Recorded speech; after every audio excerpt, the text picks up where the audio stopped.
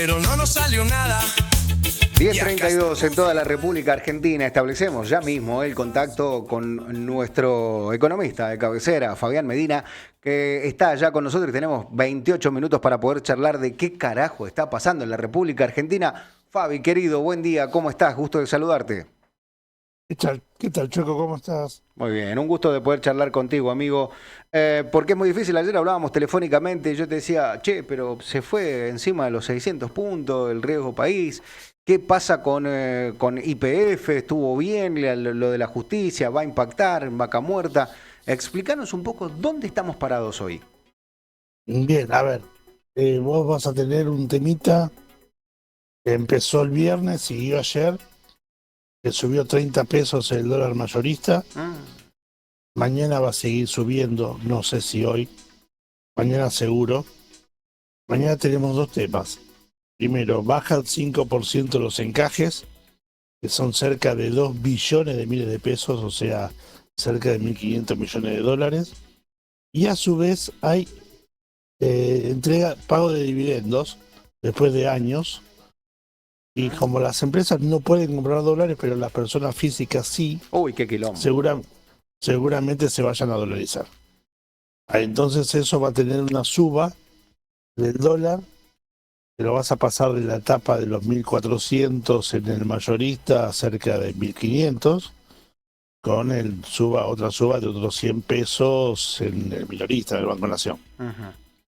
Después, de hecho, ya tenemos que todos subieron entre viernes y ayer alrededor de 30 pesos también, juntado con los de la bolsa, inclusive hasta el Blue.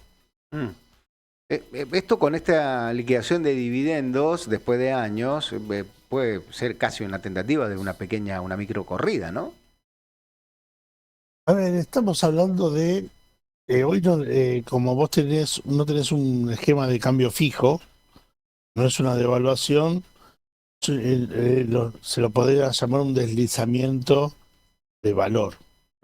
Lo que pasa que el deslizamiento de valor de 1.380, 1.400 a 1.500, 1.520, estás hablando de un 5 o 7%, y ese 5 o 7% te va a pegar en los precios.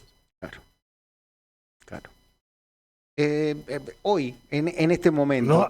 No estamos hablando de combustible, ¿no? Que es otro tema. Claro, claro, que esto encarece toda la cadena también, toda la cadena de valor. Porque el combustible no solamente te sube por el valor del dólar, sino por el valor del petróleo, porque está atado a costo internacional y tenemos guerra declarada por un insano, como sería hoy Donald Trump, que está buscando la forma de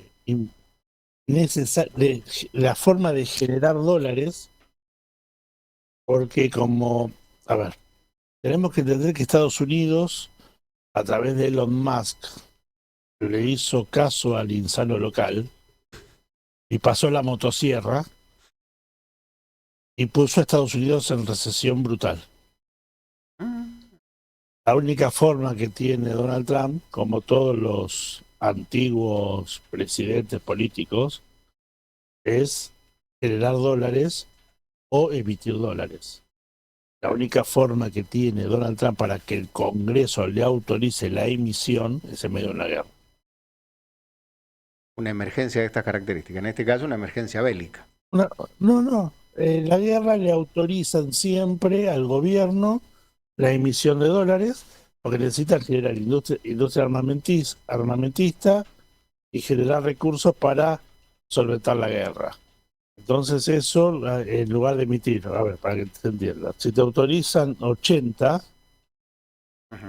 mil millones, emite 60 para mandar, o 50 para mandar al frente de batalla, y 30 lo distribuye en el país.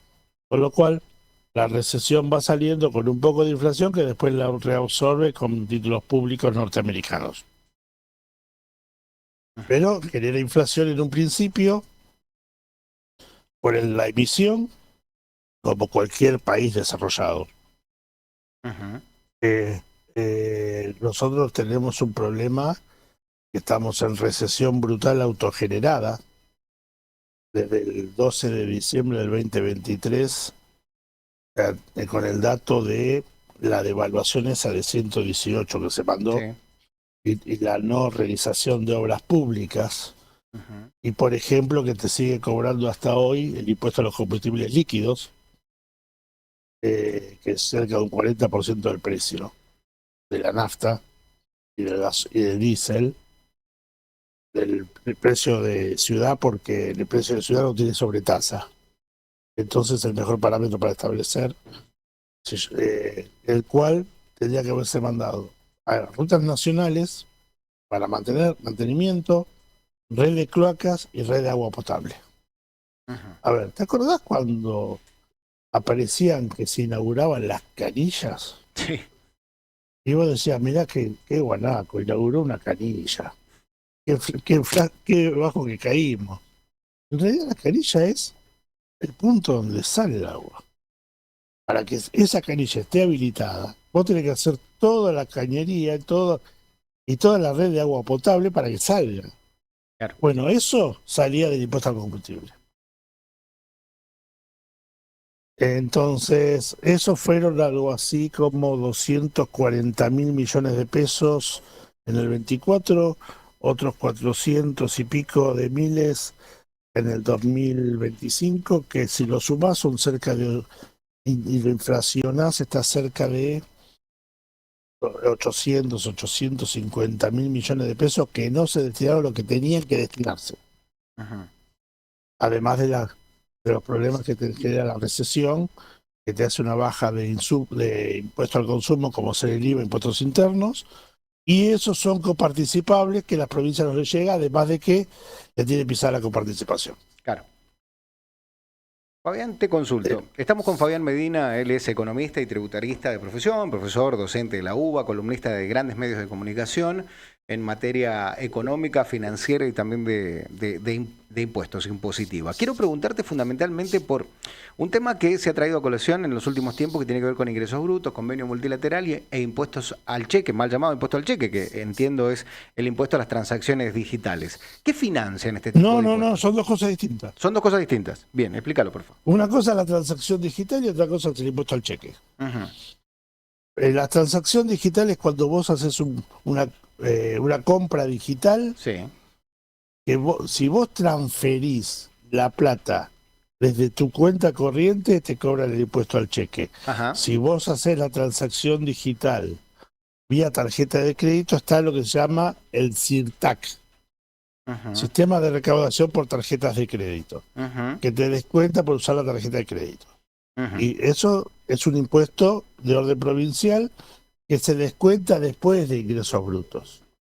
Mamá. Lo mismo que el CIRCREV, que es de convenio multilateral, que se descuenta después de ingresos brutos. Distinto es el impuesto al cheque, que es cuando vos haces una transferencia, que es un impuesto nacional. Ujú. A ver, Estos impuestos se a vos, superponen, ¿no? Digo, a con los vos en el provinciales. bolsillo Sí, te pega igual, claro. pero hay que marcar las diferencias. ¿Quién se la lleva? No importa. Eh, A mí me toca. Te lo voy a ver para que lo entendamos mejor. Dale, por favor. Los impuestos como el CIRTAC o el CIRCREV se los lleva la provincia que lo recauda, Ujú. directa. Ujú. El impuesto al cheque se recauda nación y la tercera parte de eso se reparte con las provincias en la coparticipación Ujú. por ley del año 2021-22. Sí. Entonces son dos cosas distintas. Lo que pasa es que el gobierno actual se sentó arriba de la caja y no le entrega una moneda a nadie. Con el asunto que no hace obras. No entrega una moneda, las provincias las tenés casi en una situación de indigencia. Que no reciben los fondos coparticipables completos y que no les entregaron los adelantos del Tesoro Nacional desde el 12 de diciembre, desde el 11 de diciembre del 2023 a la fecha. Llegaron muy poquito. Qué difícil entonces, Llegaron ¿no? Qué a difícil razón de gestionar así. 50.000 millones o 100.000 millones en 2 años y monedas. Pero cada año vos tenés 800.000 millones de pesos de ATN, Ujú. de los cuales entregaron 800 son 1.6 billones, de eso entregaron 100, pero además en 2023 quedaban 400.000 millones para repartir a las provincias y nunca se las dieron. O sea, a plata de hoy, el Estado Nacional le debe de ATN a las provincias cerca de 2.5 billones de miles de pesos o más. ¿Y esa plata está? ¿Existe ese dinero? Esa plata la usó el filósofo Luis Andrés Caputo, alias de las Mercedes, a los efectos de timbiársela. Por eso las provincias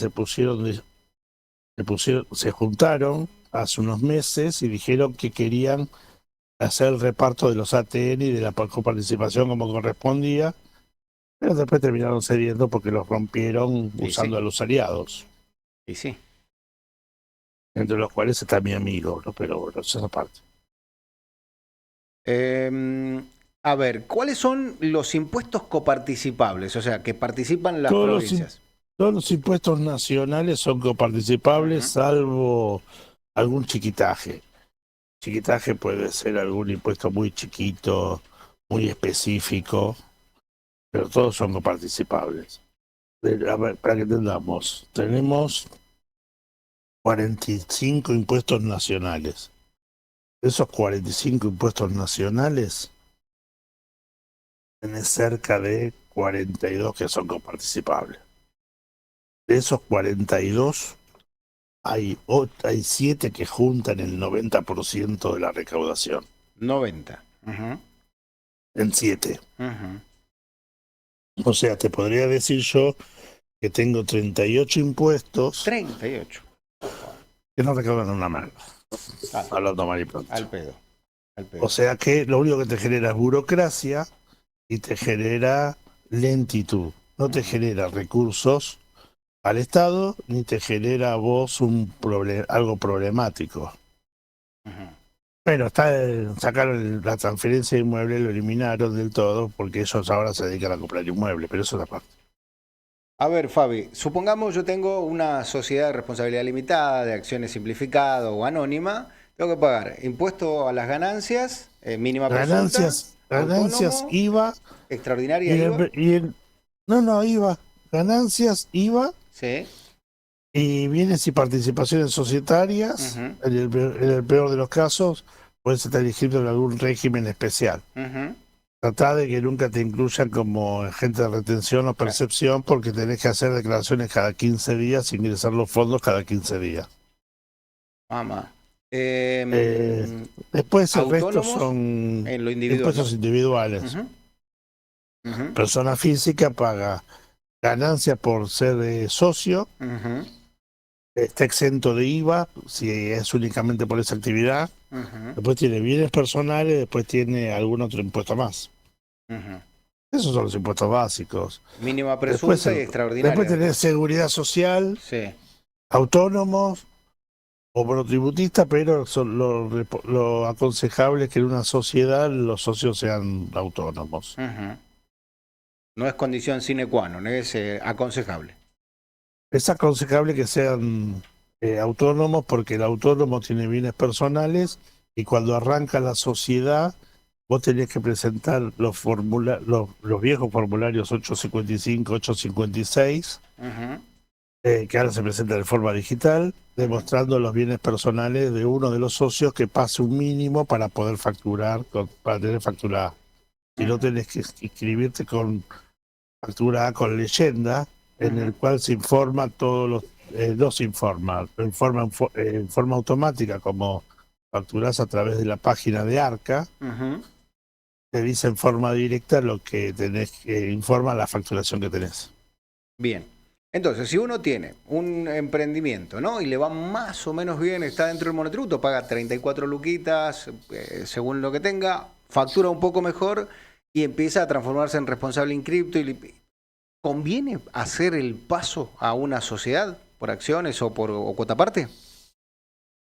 Mira, siempre es preferible cuota parte. La SRL. Porque vos respondés por el capital ingresado. A ver, para que se entienda. Si es una sociedad, una SRL, con un capital de 100.000 pesos, y vos integraste 40.000 pesos, por las deudas respondés con el 40%. Bien. No te digo que sea esos números, te digo para que se entienda que Sí, sea sí, sí, sí. burdo y que se entienda fácil. Ujú. A modo de ejemplo. Ahora, siempre que... Después lo que tenemos ya es un despelote marca cañón a nivel país, pero eso es aparte. Claro, pero siempre digo, Fabi, siempre que estamos pensando por las dudas que nos vaya mal, ¿no? Es el worst case escenario, ¿no? Es medio muy argento decir, no, hacelo porque te va a convenir, porque con una ganancia extraordinaria como la que vas a tener, digo, siempre pensamos, ¿y si te va mal, no? Digo, hoy Mira, la empresa si más te va grande, mal, sí, decime. la empresa haces la liquidación de cierre, cerrás, se distribuye lo que quedó y se hace con escritura pública y hasta luego Chao, otra cosa mariposa. y se acabó. Che, acá me preguntan, y me parece piola, ¿cómo estamos de tiempo? Sí, tenemos tiempo. Me preguntan si puede explicar lo que es una obligación negociable y por qué, por ejemplo, Peabody no pudo levantar la deuda contraída con obligaciones negociables para hacer un crecimiento de su propio patrimonio. Linda pregunta, ¿eh? Hay mucho empresario, La parece. obligación, la obligación negociable Sí.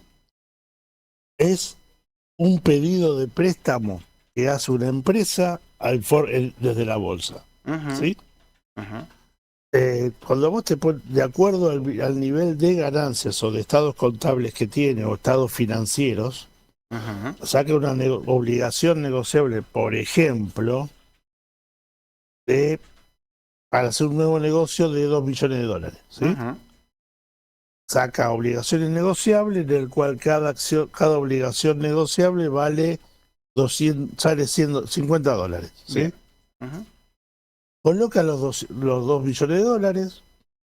La obligación negociable quiere decir que cada lapso de tiempo vos vas pagando porcentaje de intereses Ujú. y después cuando llega el momento, o intereses y capital, y cuando llega el final, la obligación negociable se cierra con el pago del capital final. O sea, ahí se terminó la obligación negociable, la empresa se activó en el mercado de valores y no tuvo que salir a pedir prestado a un banco. ¿Sí? Bien, bien. Para hacer eso tiene que tener una tasa medianamente atractiva, que puede ser un 6 o un 7% Anual estamos hablando. anual, Ujú. porque es en dólares. Claro, claro. Si es en pesos, tenés que tener una tasa hoy, y yo te diría del 50.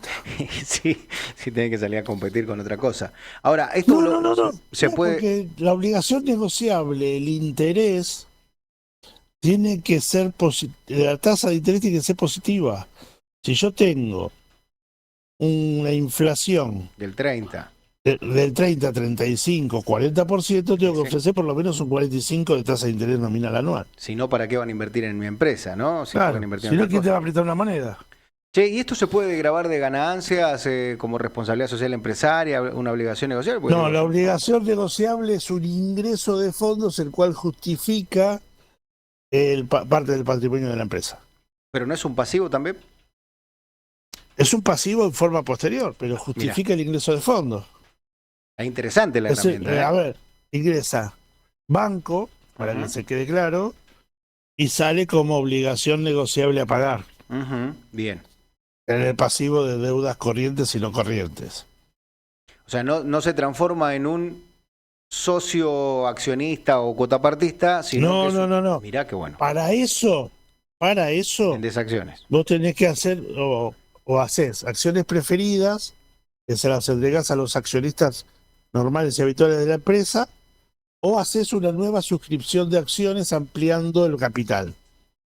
Lo Ajá. cual ya es otra cosa. Ujú, Ya interesante. tenés que hacer un registro, tenés que hacer una gestión en el registro público de comercio donde esté habilitada la empresa, permitiendo la ampliación, la ampliación del capital, Ujú, y eso te genera que recién después que eso esté habilitado vos puedas habilitar la cantidad de acciones nuevas o de cuota parte. ajá. Va a sentar en una asamblea por libros y demás, y te tiene que aprobar ¿quién? La Comisión Y Nacional de tenés que Valores, ir si sos a la pública. IGJ Sí, o IGJ. o al Registro Público de Comercio de la provincia. Están trabajando, perdón, De no, las perdón mi provincias. francés, están trabajando como el culo, la IGJ, los registros provinciales, pero muy mal, con una burocracia tremenda, Tenés que bajar los niveles de burocracia. Claro. En esta dinámica económica, Fabi, deberíamos trabajar de otra manera, debería ser más rápido. Lo que para una pasa, empresa ¿sabes poder cuál hacer. es? El tema del Registro Público de Comercio y IGJ se sigue manejando como hace 20 años atrás. Claro. Una reserva de En el nombre cual 60 días tenés que para una hacer la sociedad. reserva de nombre, Una locura. tenés que pagar el formulario, la reserva de nombre, presentarla, después tenés 30 días para presentar los papeles con el formulario pago, después te piden que los papeles de los socios estén certificados por escribano, la firma, si no van los socios a firmar al registro público, presenta el acta de constitución o el contrato social, el edicto de escribano, el edicto de contador. No. Todo eso lo puedes hacer digital porque los escribanos y los contadores y los consejos de ciencias económicas están trabajando digitalizado.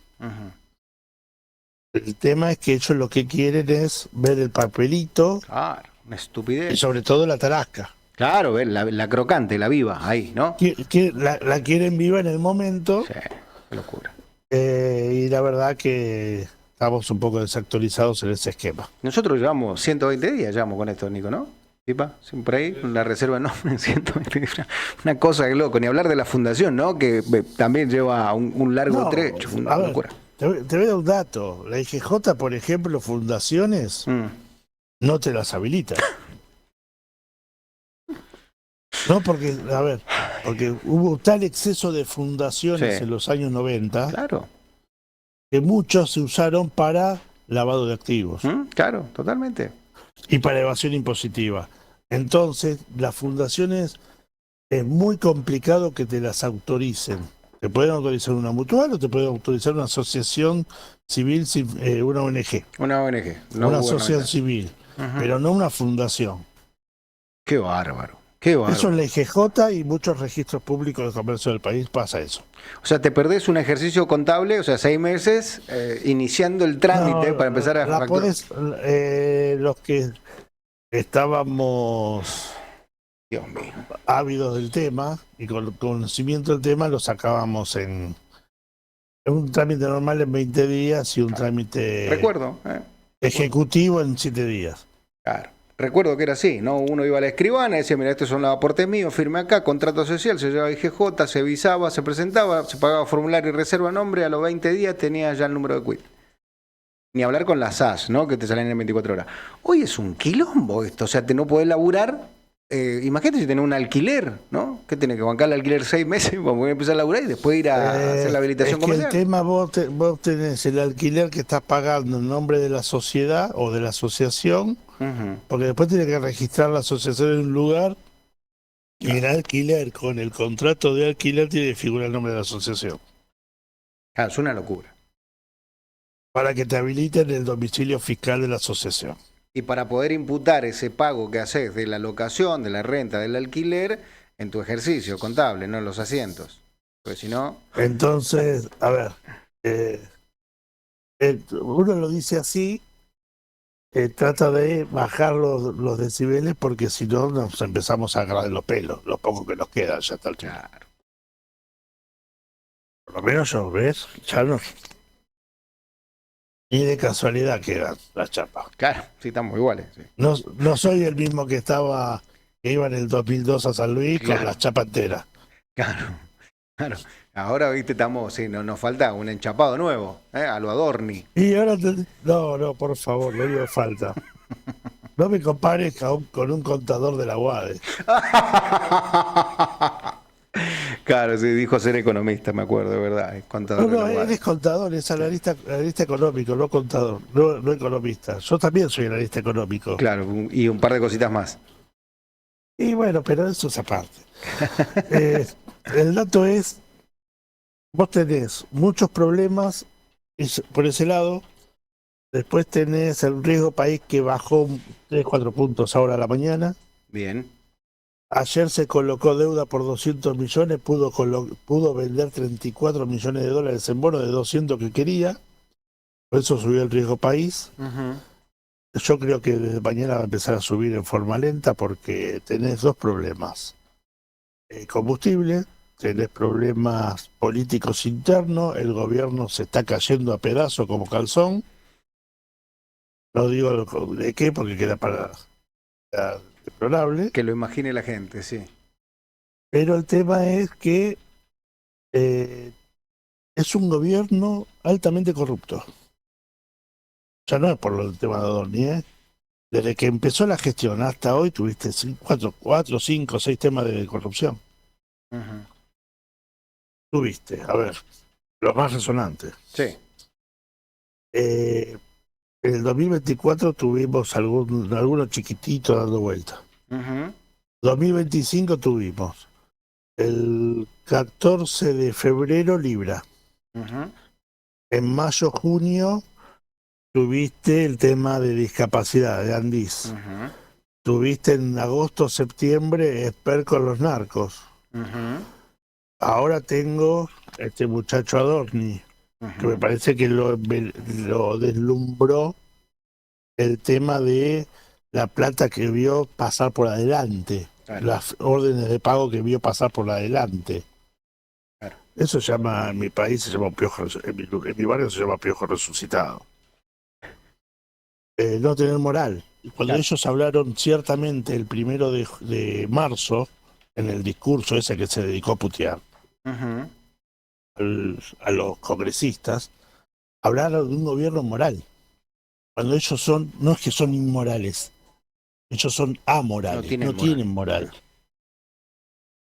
Entonces se le cayó el discurso de la moralidad y se les cayó ya definitivamente el tema de bajamos la inflación.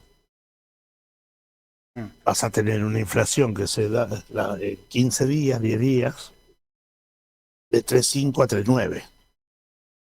Claro. Tendría que dar. ¿Por qué? 20% de aumento del combustible, 10% de la carne, de 5 a 7% el transporte, de 4 a 6% los servicios públicos. Y tenemos en marzo el tema de educación. El Sensacional. marzo del año pasado fue 22 puntos el crecimiento de la educación, Ujú. del rubro educación. Tenemos 4 puntos, 3 puntos y medio, 4 puntos de salud. Ponele que sea este año en la educación sea 15. Estás hablando de 3,5 a 3,9 de base. Claro. A partir de ahí va a ser Bueno, muy complicado llevar el relato de bajamos la inflación. en realidad tenés un acumulado de inflación en el primer trimestre de 10 puntos, que fue lo que presupuestaron para todo el año. O sea, más claro, imposible. No son parte de la solución, son el problema. Totalmente. Fabi, Después de eso tenemos como datos adicionales el tema de YPF, sí. que no es YPF originalmente. YPF es directamente algo que va por el otro lado. ¿Por qué? Porque YPF surgió después que estaba metida la demanda, la expropiación. Ujú. YPF es la forma de pago de los fondos buitre. Esto empezó con los bonos emitidos en 2001, defolteados, que los emitió un chico, un Nobel viceministro de Economía del año 2001, que era un muchacho que se llamaba Federico Sturzenegger, que Bien ahí, che. papeló el mundo con los bonos argentinos, quedaron en default. No entraron, hubo bonos que no entraron al canje de Roberto Labaña en 2005 y de Amado Vudú en 2010, y en 2011 compraron 300 millones de dólares en bonos por 15 o 20 millones. A fines del 2011, principio del 2012, incorporaron esa demanda en el viejo juzgado de Tomás Griesa, que se murió, lo sucedió Loreta Presca, Ujú. pero eso fue principio de 2012. En mayo del 2012, por ley, por decisión política, viendo que Repsol se había llevado el 80% de las ganancias, se lo había dejado $100 en 2011, se define la expropiación y sale por ley del Congreso, de acuerdo a la Constitución Nacional, artículo 17. En 2014, cuando se anoticia el gobierno nacional, pone el estudio Sullivan Crawford. En 2016, cuando llega Mauricio Macri, Aranguren cambia de estudio, seguramente algún amigo particular, no sé, no me acuerdo el nombre. Y en 2020, Zanini, con Alberto Fernández, vuelve a poner Sullivan. Lo único bueno que hizo este gobierno fue cejarlo a Sullivan.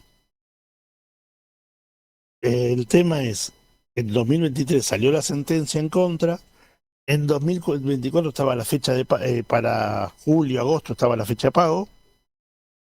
En lugar de sacar un seguro de caución por $1.600 millones, dijo no lo hacemos porque con esos 1.600 cubrías hasta $20.000 millones a pagar.